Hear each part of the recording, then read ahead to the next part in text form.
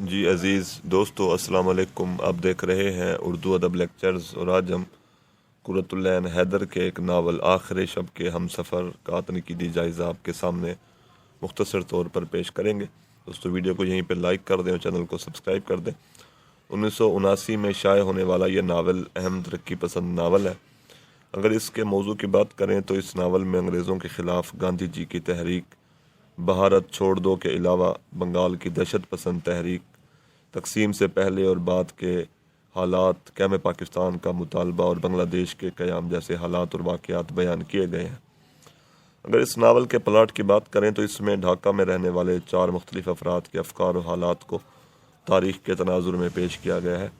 قصے کی ابتدا دیپالی سرکار کے گھر سے، جو کہ چندر گنج سے میں واقع ہے، وہاں سے ہوتی ہے۔ دیپالی اکلوتی اولاد ہے، FA پاس کرتی ہے اور ریڈیو پر گیت گاتی ہے۔ دیپالی کے چچا کو انگریز گورنمنٹ نے پھانسی کی سزا جو ہے وہ سنائی تھی۔ دیپالی کمیونسٹ نظریے سے متاثر ہے اور کمیونسٹ پارٹی کے فروغ کے لیے والدہ کی ساڑیاں تک چرانے پر اور فروخت کرنے پر مجبور ہو جاتی ہے۔ ناول کے سارے کردار انقلابی، جوشیلے اور آزادی پسند ہیں۔ ارجمند منزل میں رہائش پذیر ریحان نواب قمرالزمان چودھری کا نواسہ ہے۔ ریحان الدین بڑا اہم کردار ہے۔ لندن تعلیم کی غرض سے جاتا ہے۔ کمیونسٹ نظریے سے متاثر ہو کر کمیونسٹ پارٹی کا رکن بن جاتا ہے۔ ہندوستان واپسی پر اس کے سیاسی نظریے سے واقف ہونے کے بعد اکثر عزیز ان سے دور ہو جاتے ہیں، مگر ریحان سرگرم رہتا ہے۔ وہ دیپالی سے مل جاتا ہے، دیپالی کی سرگرمیوں میں اس کے ساتھ ساتھ ہوتا ہے، برے حالات میں اس کے ساتھ جنگلوں اور خفیہ ٹھکانوں پر رہتا ہے۔ دیپالی ریحان سے متاثر ہوتی ہے، محبت کرتی ہے، مگر محبت زبان پر نہیں آنے دیتی۔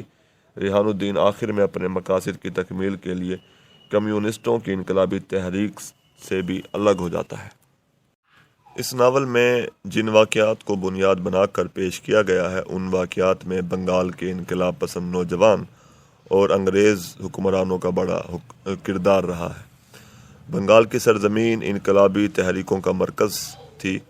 انگریز حکمرانوں نے بڑے زور و شور سے ان تحریکوں کو کچلا۔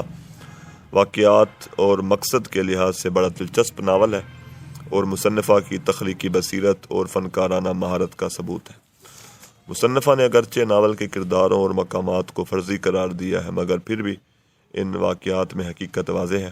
غور و فکر کی گہرائی اور احساسات کی تازگی کے باعث بنگال کی عوامی زندگی بھی کھل کر ہمارے سامنے آتی ہے۔ زیاد احمد اپنے مقالے قرۃ العین حیدر کی ناول نگاری میں لکھتے ہوئے کہتے ہیں، بنیادی طور پر قرۃ العین حیدر نے انسانی زندگی پر وسیع ترین پس منظر پر ایک مبصرانہ نگاہ ڈالی ہے۔ زندگی کے واقعات اور تجربات کو اپنی تخلیقی قوت کے وسیلے سے پیش کیا ہے۔ اس میں فلسفیانہ اور مفکرانہ انداز کے ساتھ ساتھ اشتراکی اور انقلابی نظریات کی آمیزش بھی ہے۔ عمدہ واقعہ نگاری کے باعث ان کی فکری وسعت اور فنی مہارت کا اندازہ ہوتا ہے۔ مشرقی بنگال میں ہونے والے فسادات کے انسانی المیہ کو سلیقے سے اس ناول میں پیش کیا گیا۔ اگر ناول کی زبان و بیان کی بات کی جائے تو مصنفہ نے جگہ جگہ اس ناول میں انگریزی کے الفاظ کا استعمال کیا ہے۔ انگریزی کی بہتات کے باعث وہ انگریزی پر قابو نہ رکھ سکیں، اور یہ ان کی ایک بہت بڑی کمزوری اس ناول میں ابھر کر ہمارے سامنے آتی ہے۔